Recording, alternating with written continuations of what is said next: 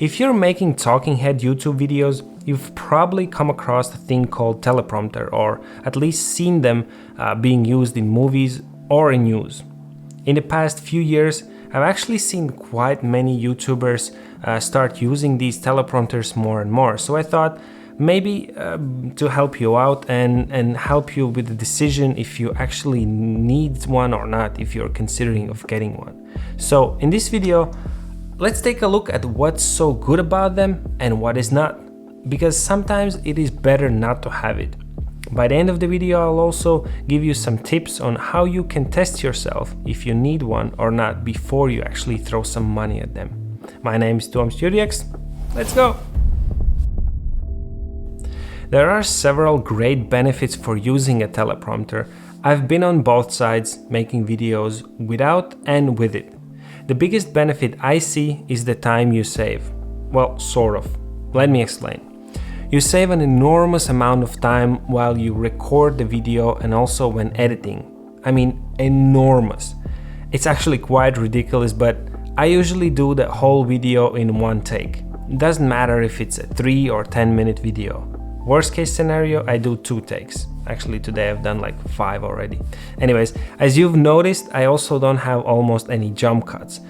But if I do, it's mostly because while editing, I decide to cut out some unimportant parts or because pauses between the sections are a bit too long.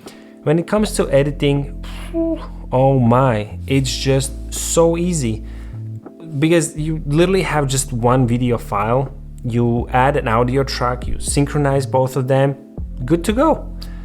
Good luck editing a video where you talk without a script. That just takes so much time listening to your own talking and deciding which parts to take and which ones to delete, and then you get all confused and it's just nightmare. Anyways, this brings me to the second positive thing. So in order to use a teleprompter, you need a script, or some people use, like I do, for example, I use the exact copy of what I'm gonna read from the teleprompter. The preparation of the script is where you actually lose a lot of time. So that's why I said it only sort of saves time. It saves time for filming, it saves time for editing. But the preparation actually is much longer process than going unscripted. However, I have personally found that proper preparation allows me to keep the videos concise, keep them informative, and down to the point. Because personally, I don't have the whole day to watch like 18-minute videos that could be easily done in 2 minutes. I really don't like that. And sometimes I feel like my videos are even too long, even though they're sometimes 3 minutes, sometimes 6 minutes. Because I want you to get the most of the video in the shortest possible time. So having a script and reading it out loud allows me to identify the parts that I think, can be excluded, and it's just simply a waste of your time. So I take those parts out and then I cut the video much shorter, and then it allows me to stay down to the point. But let's talk about some negatives, because reading from a teleprompter is not for everyone. Some people simply are not that good at not reading in a proper intonation, or they don't read as fast as they can talk, or there's just no movement. They can feel a bit trapped and just like paralyzed. Most people, however, can get better by simply training, but a lot of people just lose themselves, you know what I mean?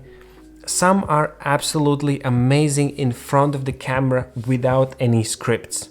They're just cracking jokes, being spontaneous, and it just brings out their true personality. And unfortunately, the teleprompter can easily kill it. It's just not really you, and the viewer can see when you start the ums and ums, when you read and you don't understand. What the hell did I write there the previous night? Damn. Besides, it is really hard to actually write an exact copy of the text that you are going to speak. In order for it to make to make it sound good. On paper it might look alright, but when you read it out loud, it's just not the same. So yeah, you know, the teleprompter thingy and script thing is just not for everyone, and some people would just prefer to spend that extra time editing, and I totally get it. Sometimes I do too. So the whole point of this video is that I don't want you to waste money on a thing that you wouldn't use. Which brings me to the third point. Try it before you use it. And I think I have heard somewhere, always with these 14-day trials and whatnot. Well, that's sort of the thing that I have been doing until I bought the teleprompter recently.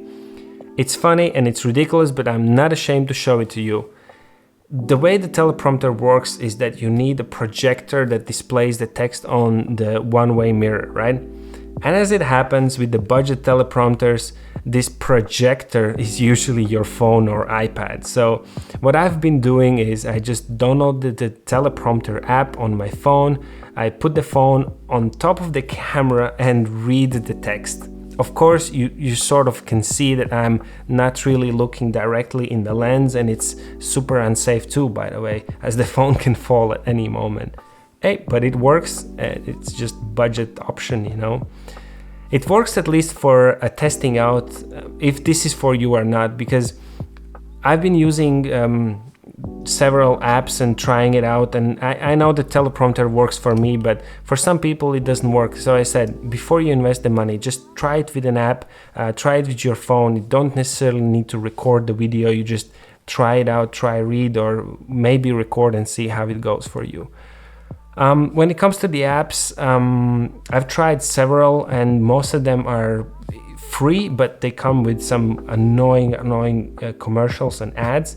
So actually the one I recommend is Best View app.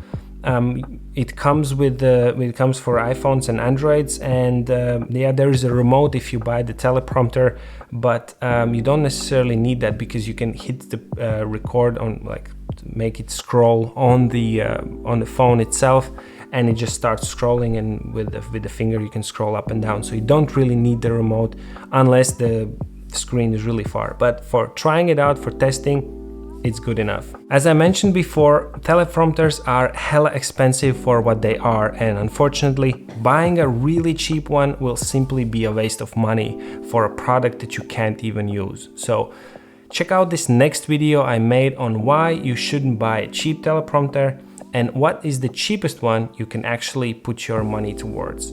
That's all for me today. So glad you watched this video, and I really hope it was useful for you. See ya!